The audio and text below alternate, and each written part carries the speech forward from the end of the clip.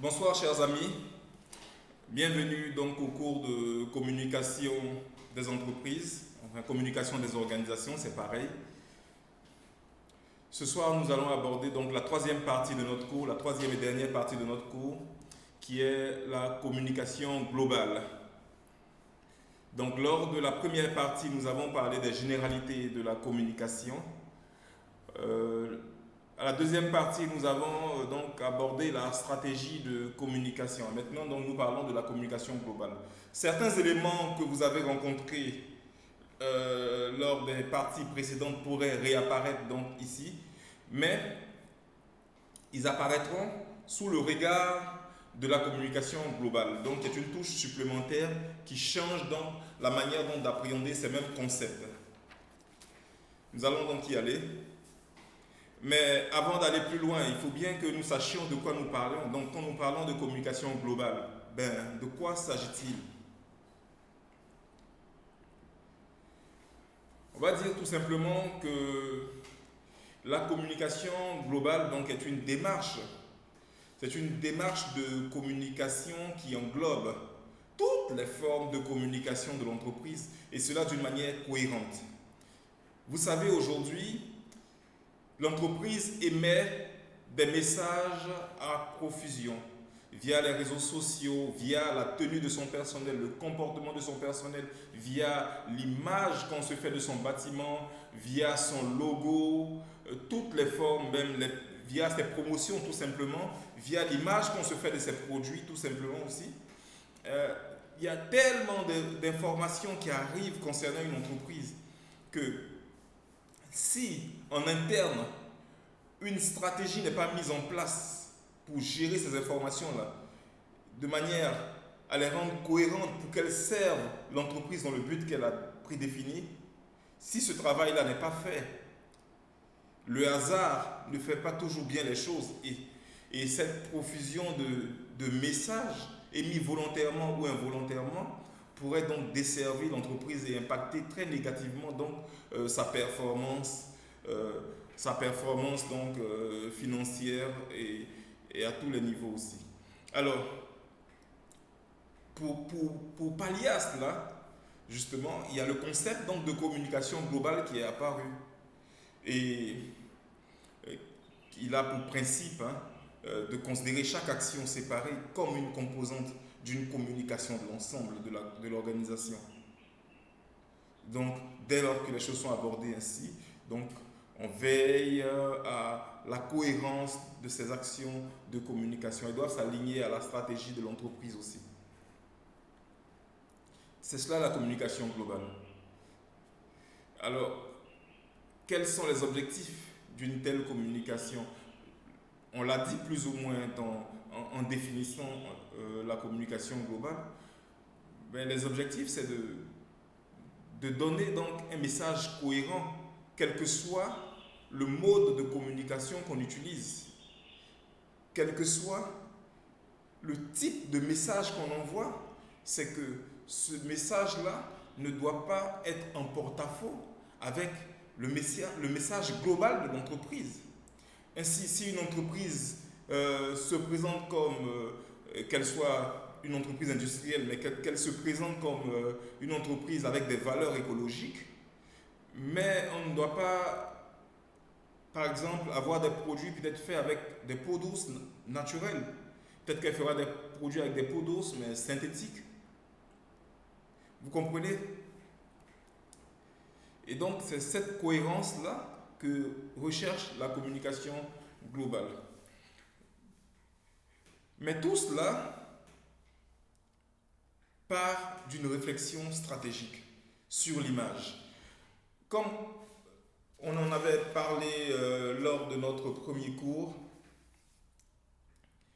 qu'on le veuille ou pas, on communique. On ne peut pas ne pas communiquer. Ainsi, l'entreprise émet des images de manière permanente.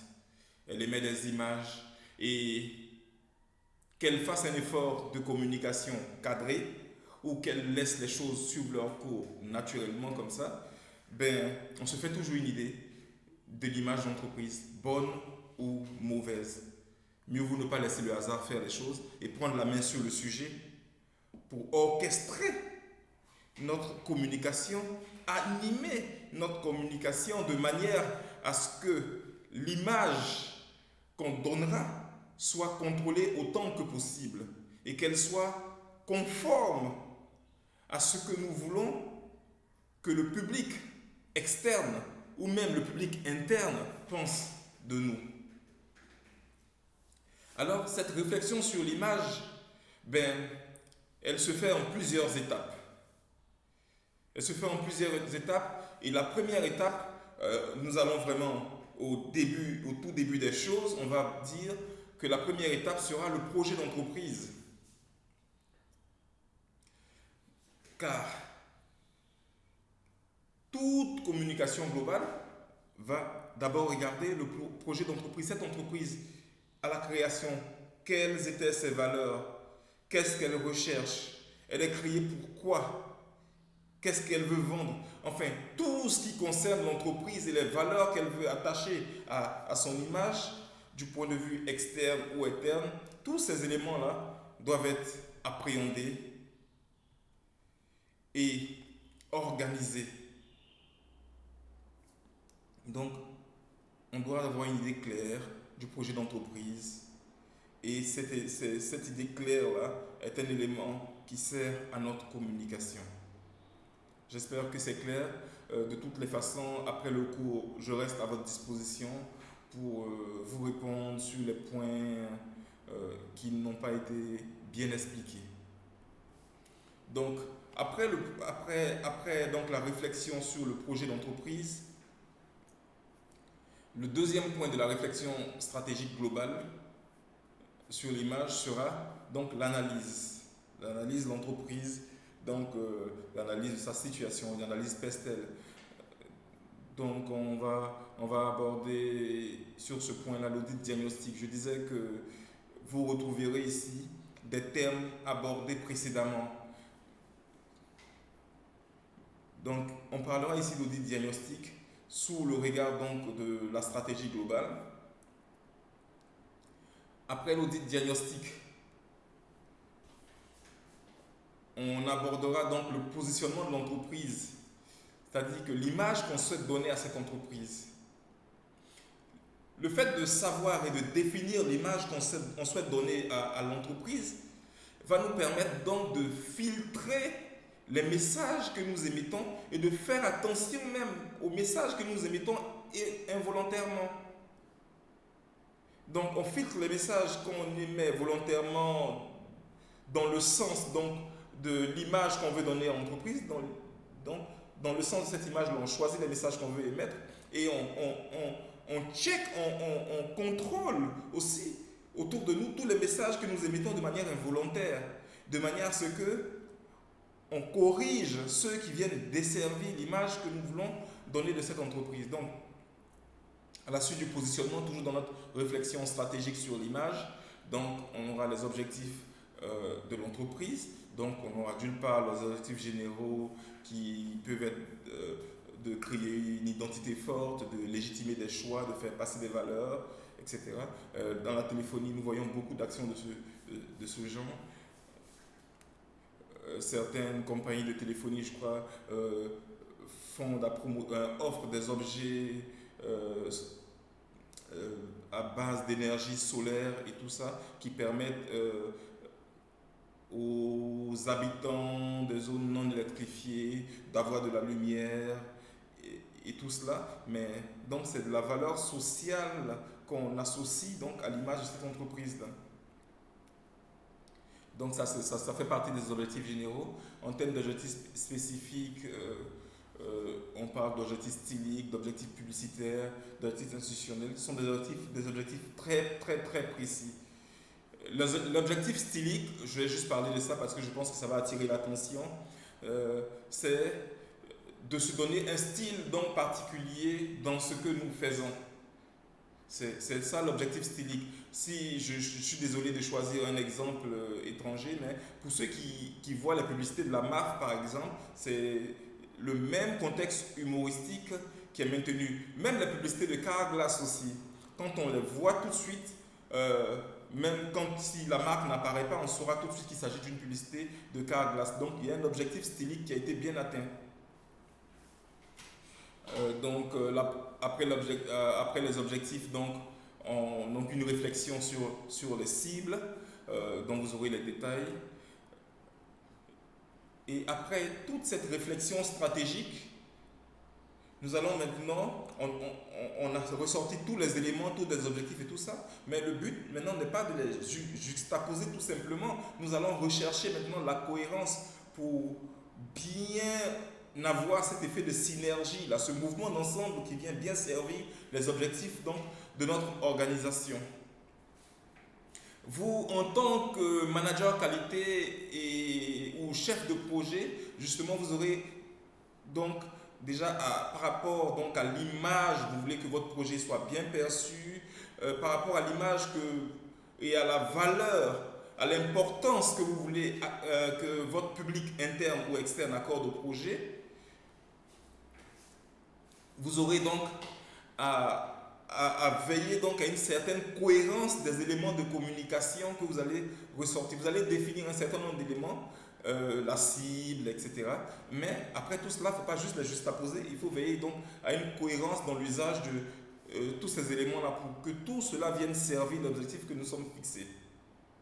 Donc vous pourrez lire davantage donc, sur la cohérence, sur la recherche de la cohérence. Donc on aura de la recherche de la cohérence au niveau de la forme, hein, donc que ce soit pour une communication commerciale, donc l'attitude qu'on a dans notre recherche de cohérence n'est pas la même que pour une communication produit. Parce qu'on cherche à provoquer sur la communication commerciale donc l'action d'achat. Alors que la communication produit vise à faire connaître le produit, à le faire aimer, à générer une image favorable. Donc vous voyez que les objectifs ne sont pas les mêmes. Donc par rapport donc, au type, aux formes de communication, on dira, nous allons gérer différemment donc, les éléments que nous avons reçus pour atteindre notre objectif. Alors, on a aussi la communication de marque dans les formes de communication. Toujours dans la recherche de cohérence et dans les formes de communication, nous avons la communication institutionnelle, nous avons la communication interne. Nous restons à votre disposition pour répondre donc à toutes les questions que vous allez poser. Donc, dans la recherche de cohérence au niveau de la forme, nous avons vu les différentes lignes qui abordent, qui donnent des orientations différentes, on dira. Et ensuite, nous aurons donc la recherche de la cohérence au niveau du contenu. Au niveau du contenu, donc plusieurs moyens permettent d'obtenir la cohérence au niveau du contenu. Donc on a la création d'un territoire exclusif de communication qui est basé sur des constantes dans la forme de l'expression qui doivent se retrouver dans toutes les communications. J'ai pris l'exemple de la MAF, j'ai pris l'exemple de Carglass, il y a d'autres exemples qui existent. Ce sont des entreprises qui, lorsqu'elles communiquent, il y a des éléments qu'on retrouve toujours, si bien que ces éléments-là viennent créer ce que nous appelons un territoire exclusif de communication. Donc, dans la cohérence du contenu, c'est toujours ramener le logo de l'entreprise. Donc, quand on voit, on sait déjà que c'est de cette entreprise qu'il s'agit. La cohérence dans les modes de transmission, donc vous avez un canal de communication que vous utilisez à chaque fois quand vous devez communiquer pour atteindre vos cibles, car vous les connaissez. Et ensuite, donc, on a la cohérence dans les moyens utilisés pour promouvoir nos produits. On a aussi la cohérence donc, dans les moyens utilisés pour communiquer sur la marque. Donc, vous voyez là, donc, la stratégie de communication globale fait appel à tous les éléments de communication disponibles pour l'entreprise.